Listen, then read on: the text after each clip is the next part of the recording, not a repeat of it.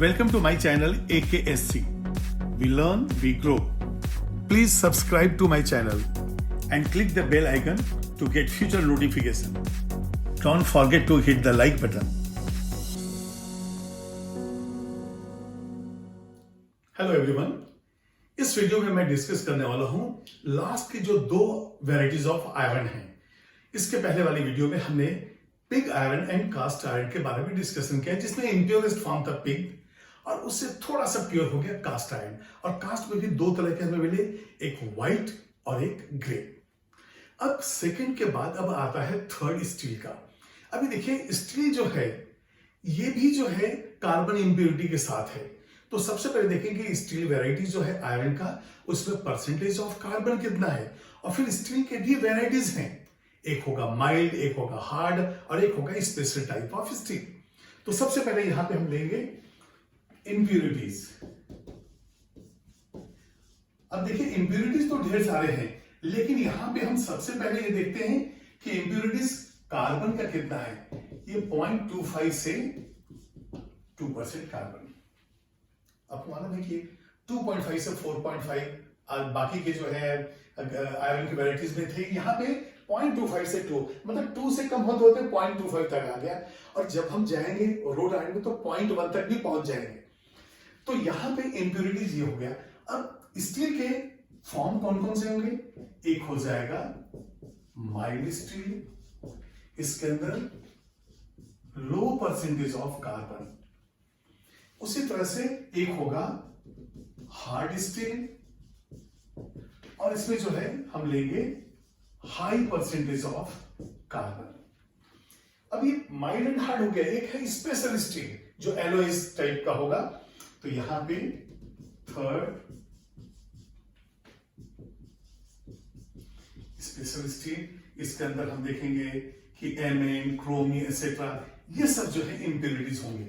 तो इस तरह से जो है स्टील के कुछ वेराइटीज भी हो गए। ठीक है। अब इसके बाद जो प्योरेस्ट फॉर्म है वो है हमारा रोड आयरन। ये हो गया रोड आयरन। अभी देखिए जो रोड आयरन है इसको प्योरेस्ट फॉर्म ऑफ आयरन। और यहां पे जो है बिल्कुल जो मिनिमम परसेंटेज है नियरली 0.1 और ये तो 0.25 तक तो पहुंच ही गए हैं। तो carbon impurity is nearly 0.1 to 0.2%।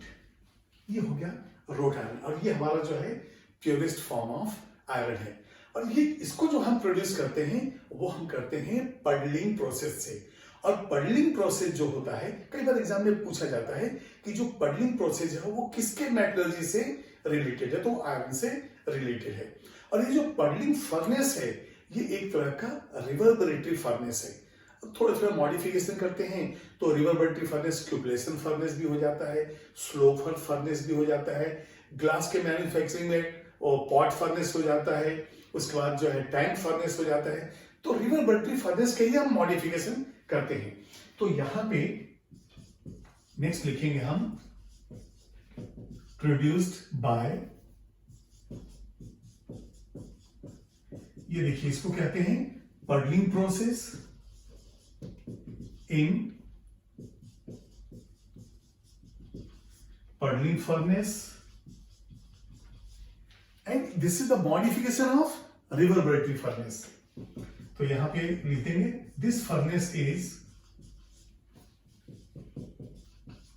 Modification of, this furnace is modification